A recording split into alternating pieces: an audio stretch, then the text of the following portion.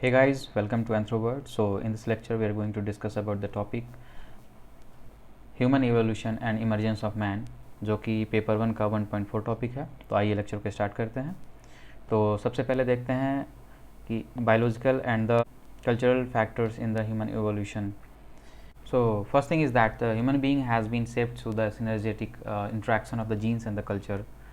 तो जीन और कल्चर का जो होता है एक सिनर्जेटिक इंट्रैक्शन होता है, जो आपस में इंट्रैक्टेड होते हैं जीन और कल्चर, और बहुत influences each other as they are interdependent, और दोनों एक दूसरे के ऊपर डिपेंडेंट होते हैं और दोनों ही एक दूसरे को इन्फ्लुएंस करते हैं। और इसमें सबसे पहले देखते हैं बायोलॉजिकल फैक्टर्स क्या हैं। तो इसमें सबसे पहला होता है erect posture and the bipedal locomotion. तो ये बायोलॉजिकल फैक्टर्स में आता है। तो इरेक्ट पोस्चर की क्या बात होती है कि पहले जो प्राइमेट्स थे उसमें क्या चीज़ होती थी कि उनके जो बैकबोन थे उनका शेप कुछ इस तरीके से होती थी उनके हेड्स के कंपेयर में, और अभी जो प्रेजेंट ह्यूमन बीइंग है उनका शेप जो है लगभग वो स्ट्रेट होता है, और जिससे वो उनको बाइपेडलिज्म में हेल्प करता है और उनका बॉडी स्ट्रेट रहता है। Remodelling of the face and the teeth, तो इसमें फेस और टीथ का रीमॉडलिंग हुआ है। अगर हम ब्रेन के फ्रंटल लोब की बात करें तो जो एप्स होते हैं उनके फ्रंट का जो साइज़ होता है कुछ इस तरीके की चीज़ें होती हैं जो उनकी आइज़ होती हैं, और इनका जो ब्रेन का स्ट्रक्चर होता है वो कुछ इस तरीके होता है। जबकि ह्यूमन बीइंग का जो फ्रंटल लोब होता है इसका साइज़ कुछ इस तरीके से होता है जो काफ़ी डेवलप्ड है as compare to the primates और द एप्स। और फिर डेवलपमेंट ऑफ ब्रेन की बात करते हैं तो जो एप्स थे या जो मंकीज़ हैं उनके जो ब्रेन का साइज़ होता है वो as compare to human being कम होता है, उनका डेवलपमेंट कम होता है। तो ये बायोलॉजिकल फैक्टर्स होते हैं। अब कल्चरल फैक्टर्स पे आते हैं। तो कल्चरल फैक्टर्स में होते हैं कि लैंग्वेज, कि ह्यूमन बीइंग जो है वो एक दूसरे से इंटरेक्ट करते हैं थ्रू द लैंग्वेज और स्पीच। तो ये चीज़ें एक कल्चरल इवोल्यूशन के एक पॉइंट माना जाता है। Tool making and the use, तो टूल्स का इन्वेंशन और उनका कैसे यूज़ करना है। फूडिंग हैबिट की बात करते हैं कि फूडिंग हैबिट कैसे चेंज हुई। तो ये चीज़ें हमारी बायोलॉजिकल फैक्टर्स में आती हैं, और ये जो 3 चीज़ें हैं वो कल्चरल फैक्टर्स में आती हैं। तो देखिए ये चीज़ दिखाई गई है यहाँ पे कि ये पोस्चर की बात की गई है। तो पोस्चर यहाँ पे धीरे धीरे स्ट्रेट हो गया है, और फिर अभी जो प्रेजेंट ह्यूमन बीइंग है उसमें ये चीज़ें बिल्कुल ही स्ट्रेट हो गई हैं। जो हम ब्रेन के फ्रंटल लोब की बात कर रहे थे, जो ब्रेन के शेप की बात कर रहे थे, ये चीज़ देखिए आप, फ्रंटल लोब जो है काफ़ी कम है। फिर धीरे धीरे डेवलप हुई ये चीज़ें, और यहाँ आकर के जो प्रेजेंट ह्यूमन बीइंग है उसमें काफ़ी डेवलपमेंट हुआ है। Next thing, how both influence each other. So both are the cultural evolution और द बायोलॉजिकल इवोल्यूशन। तो सबसे पहले देखते हैं कि how the cultural evolution influence the biological evolution. तो सबसे पहली चीज़ आती है इसमें कि फूड गैदरिंग। तो फूड गैदरिंग की बात करते हैं तो ये एक कल्चरल इवेंट है, एक कल्चरल प्रोसेस है जिसमें फूड गैदरिंग करते थे, और ये कल्चरल एक्टिविटी है। और इसमें क्या हुआ कि expansion of the frontal lobe of the brain. तो ये बेसिकली ब्रेन के डेवलपमेंट से रिलेटेड है कि जब कोई भी ग्रुप जब फूड गैदरिंग करना चाहता था तो उनमें आपस में कोऑपरेशन होता था, जिसकी वजह से वो फूड गैदरिंग कर पाते थे, और जिससे उनकी एक कल्चरल एक्टिविटी होती थी और इससे आपस में कोऑपरेशन बढ़ता था। Next thing is the hunting. तो हंटिंग से क्या होता था कि प्रेशर ऑन द ब्रेन, तो ब्रेन पे प्रेशर पड़ता था। वो कैसे कि जब भी कोई ग्रुप हंटिंग करने जाता था तो वो एक नए एरिया में जाता था, जो एक नया एरिया कवर करता था, तो इससे उनको नया एक्सपीरियंस मिलता था। फिर उन्हें न्यू कंडीशंस को फेस करना पड़ता था, जिससे उन्हें कुछ नया सीखने को मिलता था, न्यू एक्सपीरियंस होता था। फिर कुछ नए चैलेंजेस आते थे हंटिंग के दौरान। तो ये चीज़ें जो होती थी वो ब्रेन पे प्रेशर क्रिएट करती थी, और इससे एक डेवलपमेंट हुआ जो कि बायोलॉजिकल इवोल्यूशन को जन्म दिया। Next thing is the hunting. तो हंटिंग में जो चीज़ें थी वो इन्वेंशन ऑफ फायर। तो फायर का जब इन्वेंशन हुआ तो पहले कच्चा खाना खाते थे, कच्चा मांस खाते थे। अब उन्होंने मांस को पकाना स्टार्ट कर दिया, जो कि कुक्ड फूड हुआ, और जिससे उनकी जो डाइजेस्टिव ऑर्गन्स हैं उसमें चेंजेस हुए हैं, और साइज ऑफ द टेथ में चेंजेस हुआ।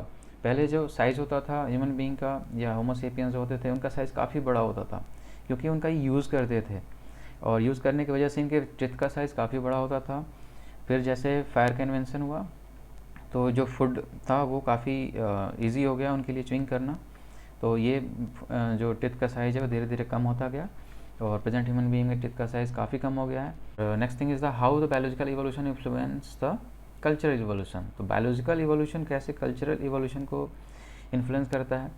तो delivery of child with the enlarge brain, अगर कोई बच्चा जन्म ले रहा है और उसका ब्रेन इनलार्ज्ड है, डेवलप्ड है, तो उससे क्या होता है कि एक प्रोलॉन्ग इन्फेंट डिपेंडेंसी हो जाती है कि माँ के साथ उसका जो एक होता है एक रिलेशन एक डेवलप्ड हो जाता है। वो समझ पाता है इस रिलेशन को कि हाँ माँ उसे फीड कर रही है या उसे प्रोटेक्ट कर रही है, तो एक अलग रिलेशन बन जाता है माँ और बेटे के बीच में। तो इससे एक मदर चाइल्ड बॉन्ड क्रिएट हो जाता है, और इस मदर चाइल्ड बॉन्ड के वजह से जो आगे चीज़ें बढ़ती हैं तो उसमें क्या होता है कि मेल पार्टनर का भी सपोर्ट आ जाता है, जिससे कि मेल फीमेल का बॉन्ड क्रिएट होता है। और अगर मेल फीमेल का बॉन्ड क्रिएट होता है तो इससे क्या होता है कोऑपरेशन बढ़ जाती है। तो इससे क्या होता है कि लेबर का डिवीज़न या मैरिज का कॉन्सेप्ट आता है, तो ये ज़्यादा प्रोडक्टिव चीज़ें हो जाती हैं, जो कि एक कल्चरल इवोल्यूशन है, जो कि फैमिली का कॉन्सेप्ट आता है, जैसे मैरिजेज या फैमिली या फिर अदर इंस्टीट्यूशंस का कॉन्सेप्ट आता है। तो एक बायोलॉजिकल इवोल्यूशन का एक इफेक्ट है कल्चरल इवोल्यूशन पे। फिर नेक्स्ट देखते हैं कि अगर ब्रेन साइज़ इंक्रीज़ करता है, अगर ये चीज़ इंक्रीज़ कर रही है, तो इससे क्या होता है कि सिम्बॉलिक थॉट आता है और इससे कम्युनिकेशन का प्रोग्रेस हुआ। तो इससे क्या हुआ, लैंग्वेज का डेवलपमेंट हुआ। तो ब्रेन के प्रोग्रेस से हम अपने कम्युनिकेशन को एक पर्सन से दूसरे पर्सन के पास पहुंचाने के लिए हमने कुछ सिंबल्स का, कुछ साइंस का यूज़ किया, कम्युनिकेट करने की कोशिश की, और इससे क्या हुआ लैंग्वेज का डेवलपमेंट हुआ। फिर आ गया कि प्रीहेंसिबिलिटी, इरेक्ट पोस्चर और बाइपेडलिज्म। तो प्रीहेंसिबिलिटी क्या होती है, किसी भी वस्तु को पकड़ने के लिए जो आपके हाथ का स्ट्रक्चर होता है, तो नॉर्मल हमारे हैंड का स्ट्रक्चर होता है, इसमें क्या होता है कि जो हमारा ये अंगूठा होता है, तो ये हमारे उंगलियों के अपोजिट में होता है, जिससे कोई भी चीज़ हम ईजिली हम पकड़ सकते हैं। तो ये एक पकड़ को बनाने के लिए चीज़ होती हैं। तो जो एप्स में होते हैं ये भी, वो भी पकड़ने, टहनियों पर लटकना, ये सब चीज़ें करना, तो ये प्रीहेंसिबिलिटी होती है, हाथों को पकड़ को बनाती है। इरेक्ट पोस्चर हुआ, जो कि उनके बॉडी का स्ट्रक्चर हुआ स्ट्रेट हुआ। बाइपेडलिज्म हुआ, पहले वो 4 पैरों पर चलते थे, धीरे धीरे उनका जो 2 पैरों पर चलना स्टार्ट कर दिया, क्योंकि उनका जो बॉडी का साइज़ था वो स्ट्रेट हुआ।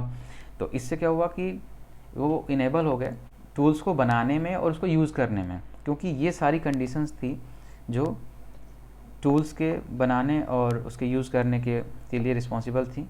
कि प्रीहेंसिबिलिटी हुई कि जिससे औजारों को पकड़ सकते थे, इरेक्ट पोस्चर हुआ जिससे वो स्ट्रेट होकर के अपने किसी भी शिकार को करना या अटैक करना या अपने आप को प्रोटेक्ट करना, ये सारी चीज़ें कर पाते थे। और बाइपेडलिज्म, क्योंकि 2 पैर से चलते थे तो हाथ उनका फ्री हो गया था, तो हाथ फ्री हो गया था तो उनको टूल पकड़ने में काफ़ी इजी होता था कि वो रनिंग करते हुए भी टूल को पकड़ सकते थे या हंटिंग कर सकते थे। फिर next thing is the organic evolution. तो ऑर्गेनिक इवोल्यूशन क्या होता है, तो डार्विन ने इसका एक डेफिनेशन दिया है कि डिसेंड विद द मॉडिफिकेशन। अब ये क्या चीज़ें होती हैं कि living beings modify and adopt according to the ever changing environmental needs. तो इन्वायरमेंटल नीड्स के हिसाब से जो लिविंग बीइंग्स होते हैं वो मॉडिफाई होते हैं और उसे अडॉप्ट करते हैं, और consequently it leads to the change in the gene frequency. तो ये धीरे धीरे उनके जीन फ्रिक्वेंसी में चेंजेस को लाता है, और ये ग्रेजुअल प्रोसेस होता है जो कि एक पॉपुलेशन की जीन फ्रिक्वेंसी में चेंज को लाता है। फिर आते हैं कि प्रीमाइजेस क्या होते हैं ऑर्गेनिक इवोल्यूशन के, बेसिस क्या होते हैं, आधार क्या होता है।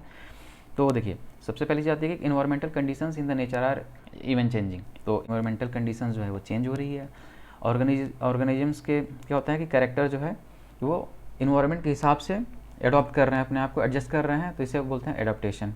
इन्वायरमेंट की कंडीशन चेंज हो रही है तो जो ऑर्गेनिजम्स हैं वो उसके कैरेक्टर को एडॉप्ट कर रहे हैं और एडजस्ट कर रहे हैं, इससे उनकी एडेप्टिव पावर आ रही है। और एडेप्टेशन क्या होता है, leads to the origin of the new species. तो अगर इन्वायरमेंट के हिसाब से अगर कोई भी ऑर्गेनिज्म अपने कैरेक्टर्स को चेंज कर रहा है तो एक न्यू स्पीसीज़ का ओरिजिन होता है। और अगर न्यू स्पीसीज़ जो है ऑलवेज बेटर एडेप्टेड, क्योंकि तभी वो सर्वाइव कर पाते हैं और मोर ऑर्गेनाइज्ड होते हैं दैन देयर एंसेस्टर्स। तो उनके एंसेस्टर्स से ज़्यादा ऑर्गेनाइज्ड होते हैं, ज़्यादा एडेप्टेड होते हैं, जिसकी वजह से वो सर्वाइव कर पाते हैं। ये एक टाइम कंज्यूमिंग प्रोसेस होता है, ये thousands year, millions year, billions years का एक टाइम होता है, जिसके बाद ये चीज़ें चेंजेस में आती हैं। और ऑल द प्रेजेंट डे जो स्पीसीज़ है हैड अ कॉमन एंसेस्टर। तो जो आज के टाइम पे जो स्पीसीज़ हैं उनके बहुत सारे स्पीसीज़ के कॉमन एंसेस्टर्स हैं। क्यों? क्योंकि एनवायरनमेंट के हिसाब से चीज़ें जो हैं चेंज हुई और स्पीसीज़ उसके हिसाब से अडेप्ट करते गए, उनके में चेंजेस आते गए और वो डिफरेंट स्पीसीज़ में बनते गए, लेकिन उनका क्या है, एंसेस्टर्स सिमिलर थे। और जो चेंजेस हुए वो इन्वायरमेंट कंडीशन के बेस पे हुए। नेक्स्ट थिंग जो आती है इसमें कि theories of the organic evolution क्या क्या चीज़ें होती हैं, तो इसमें 3 तरह की थ्योरीज आती हैं। और इसमें सबसे पहला आता है प्री डार्विनिज़म, जिसके अंदर लेमार्किज्म आती हैं। और नेक्स्ट थिंग इज़ द डार्विनिज़म। और जो लास्ट वन है वो है पोस्ट डार्विनिज़म, जिसमें कि नियो डार्विनिज़म और सिंथेटिक थ्योरी आती है। तो सबसे पहले डिस्कस कर लेते हैं कि प्री डार्विनिज़म क्या होता है और उसमें लेमार्किज्म क्या होता है। तो लेमार्किज्म का जो कॉन्सेप्ट है ये लेमार्क ने दिया था, और जो कि एक फ्रेंच बायोलॉजिस्ट थे। और उन्होंने बताया कि जो ऑर्गेनिक चेंजेस होते हैं in animals by the influence of the environment, तो इन्वायरमेंट के इन्फ्लुएंस से जो है बायोलॉजिकल या ऑर्गेनिक चेंजेस होते हैं। और इन्होंने 2 लॉ दिए थे कि law of use and disuse. तो लॉ ऑफ यूज़ में क्या था कि जो भी ऑर्गन्स को हम यूज़ करते हैं तो उनका डेवलपमेंट होता है वो मैक्सिमम होता है, और जो ऑर्गन हम यूज़ नहीं करते हैं वो धीरे धीरे उनका साइज़ कम होता जाता है या वो डिजेनरेट हो जाते हैं।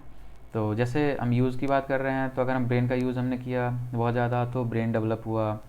अगर हम डिसयूज़ की बात करते हैं तो ह्यूमन टेल की बात करते हैं, जो कि ऐसा माना जाता है कि अगर प्राइमेट्स की बात कर रहे हैं तो उनकी पूँछ होती है, जबकि ह्यूमन बींग्स में पूँछ नहीं होती है क्योंकि उसका कोई यूज़ नहीं रहा। सो वो एक्सटिंक्ट हो गया।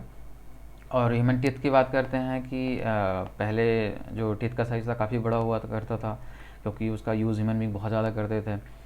कच्चा मांस खाते थे तो उनको बहुत ज़्यादा स्ट्रॉन्ग टीथ की ज़रूरत पड़ती थी। बट इस टाइम पे क्या होता है कि हम पका हुआ खाना खाते हैं, इसके वजह से टीथ का यूज़ काफ़ी कम होता है, इसलिए टीथ का साइज़ भी काफ़ी छोटा हो गया है। जो सेकंड इनका इसमें लेमार्क ने जो लॉ दिया था उसमें था कि inheritance of the acquired characters होता है। तो किसी भी ऑर्गेनिज्म के सर्वाइवल के लिए जो है इन्वायरमेंट का एडेप्टेशन बहुत इंपॉर्टेंट होता है। जैसे जिराफ के नेक या फ्रंटल लेग्स की बात कर लें तो इन्वायरमेंट के हिसाब से कैरेक्टर जो है वो चेंज हुआ। Next thing is the Darwinism. Darwinism को डार्विन ने बताया था, और इसमें इन्होंने बताया था कि न्यू स्पीसीज़ जो है वो evolve from the older species.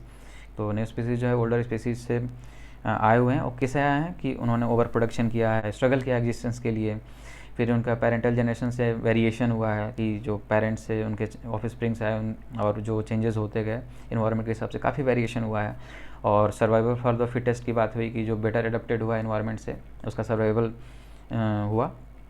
और नेक्स्ट थिंग बात करते हैं कि नेचुरल सिलेक्शन की बात करते हैं कि नेचर के हिसाब से जो ऑर्गेनिज्म एडॉप्ट किया उसको नेचर ने सेलेक्ट किया और वो सर्वाइव किया और उनकी जनरेशन आगे बढ़ गई। Next thing is the post Darwinism. Post Darwinism में आता है नियो डार्विनिज्म। इसमें mutation theory of the evolution की बात की गई कि न्यू स्पीसीज जो इवॉल्व हुए हैं from the earlier species not by the natural selection. तो जैसा कि डार्विनिज्म में बताया गया इसका अपोजिट था कि ये एक नेचुरल सिलेक्शन के थ्रू चीज़ें नहीं होती हैं, but the sudden heritable changes in the genotype of an organism के थ्रू होती हैं चीज़ें। तो ये आपके न्यू डार्विनिज्म में बताएगी। फिर next thing is synthetic theory. तो सिंथेटिक थ्योरी में जो चीज़ें बताएगी कि जितने भी प्रीवियस थ्योरीज थी वो पार्शियली इंपॉर्टेंट हैं, और combination of the various concepts synthetic theory में बताएगी इवोल्यूशन के लिए, जिसमें कि नेचुरल सिलेक्शन, म्यूटेशन और जेनेटिक ड्रिफ्ट की बात की गई थी। तो इन तीनों थ्योरीज के बारे में हम सेपरेट वीडियोस में हम डिस्कस करेंगे। और वो आज के लेक्चर में इतना ही। इंस्टाग्राम पे फॉलो कर सकते हैं, टेलीग्राम पे @anthroworld के नाम से आप सर्च कर सकते हैं और फॉलो कर सकते हैं। तो आज के लेक्चर में इतना ही। जय हिंद।